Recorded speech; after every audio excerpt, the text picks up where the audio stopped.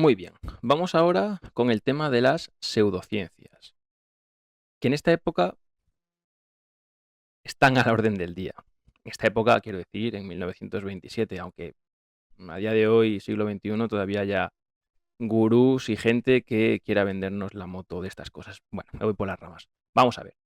El relato, como digo, pertenece a una época muy interesada por la hipnosis, el espiritismo, el subconsciente, el mesmerismo incluso, y toda clase de fenómenos situados entre la ciencia, la conciencia y lo sobrenatural, en una especie de limbo pseudocientífico que para nosotros hoy es evidente, para la mayoría de nosotros quiero decir, es evidente que no existe, aunque muchas personas siguen creyendo que sí. Bueno, en esta época, a principios de finales del 19, principios del 20, la gente está realmente loca con este tipo de cosas. Muy bien. De hecho, Poe, nuestro querido llamado Poe, también juega muchas veces con estos discursos pseudocientíficos. Él utiliza el vocabulario de la medicina o de la investigación para contar algo que termina escapando de la razón. Esto es importante, lo he dicho antes y lo repito. Lo que se cuenta en literatura no tiene que ser real.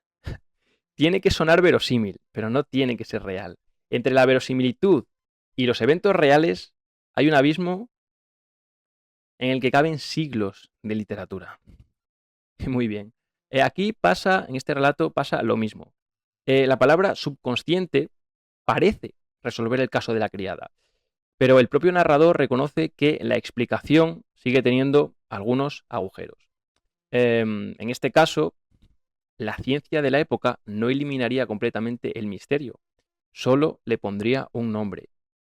Y yo no sé hasta qué punto esto es una especie de pullita o de crítica al psicoanálisis, porque se dice subconsciente, vamos, de forma clara. Podéis leerlo. Si habéis leído el texto, habréis leído la palabra.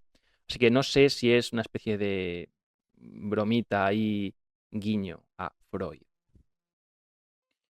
Y llegamos ahora a otro punto muy interesante y que puede asociarse con otros autores de terror.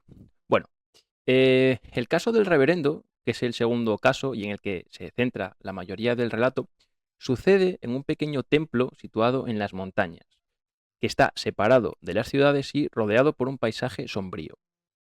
Claro, estos espacios apartados funcionan muy bien porque el terror parece obedecer a sus propias leyes. Y hoy en día son tópicos más que recurrentes, ¿no? Una comunidad pequeña en la que todos se conocen y en la que la religión organiza la vida cotidiana. De hecho, estoy acordándome ahora, hacia 1928, si mal no recuerdo, Lovecraft publica El horror de Dunwich, o Dunwich, no sé muy bien cómo se pronuncia, que también se desarrolla en una población montañosa de difícil acceso. Si os fijáis en el texto que tengo en pantalla, eh, aparece ahí anotado adjetivación. Las adjetivaciones en el terror son frecuentísimas y son un tópico estilístico que se ha explotado hasta las lágrimas. De hecho, Lovecraft hace mucho esto de, no, era un monstruo indescriptible, que ninguna palabra humana podría llegar a definir. Y luego empieza, era verde, era sombrío, era terrible, era ominoso, era, yo qué sé, propio del cosmos, era una bestia indomable, bueno, en fin, que dice que ninguna palabra lo contiene, pero es paradójico porque, claro, ¿cómo defines a un monstruo indescriptible si no es mediante palabras de nuestro propio lenguaje? ¿Qué haces? ¿Lo dibujas? Pues hombre, es más sugerente describirlo que pintarlo, ¿no? En fin. ¿Por dónde íbamos? Bueno, claro, aquí no estamos ante el gótico sureño de Faulkner, esto es otra cosa.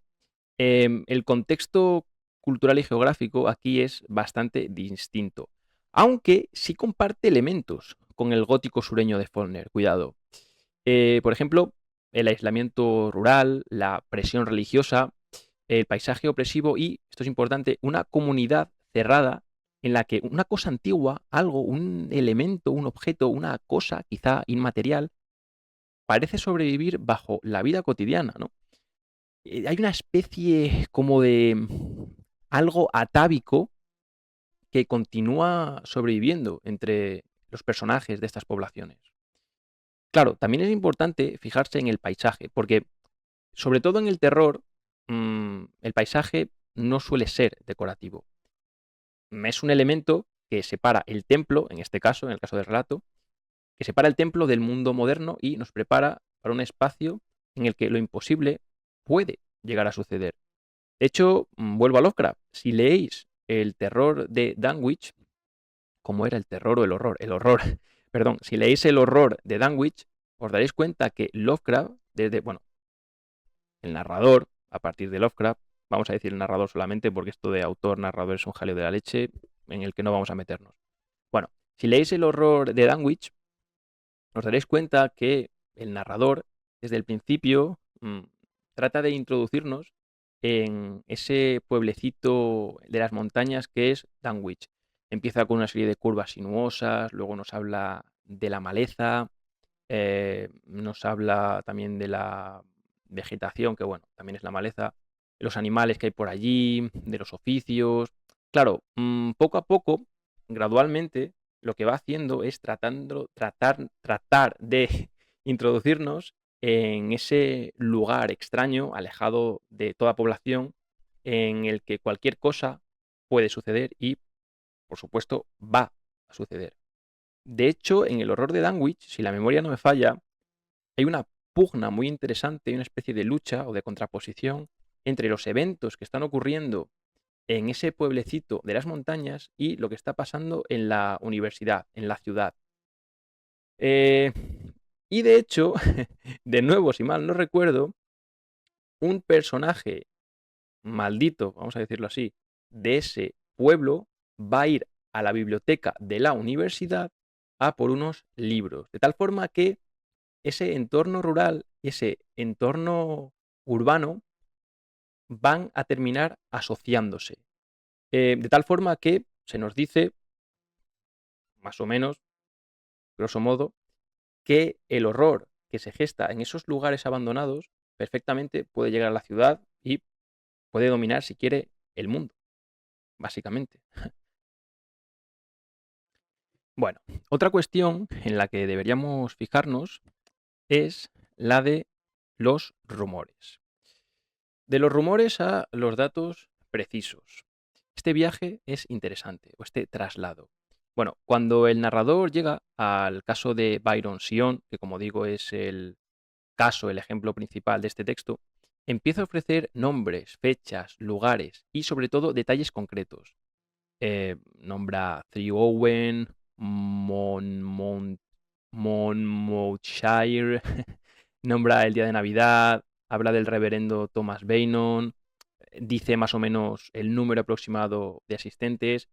Y de nuevo, tenemos que preguntarnos, ¿por qué aquí está siendo mucho más preciso? Bueno, porque en este caso se quiere diferenciar de los rumores anteriores. Aquí ya no estaríamos ante alguien que habla porque oyó a una persona hablando chino, o la lengua que fuese. Ahora se nos está construyendo un acontecimiento localizado, con testigos y con un escenario y fecha. Claro, de nuevo volvemos a la paradoja. Cuanto más extraños son los hechos, más precisa se vuelve la narración. Esta precisión, de alguna forma, intenta compensar lo increíble del contenido. De nuevo, el texto no tiene que ser real, tiene que sonar verosímil. Y mediante el aporte de una serie de datos, parece que este evento aparentemente sobrenatural en realidad sucedió.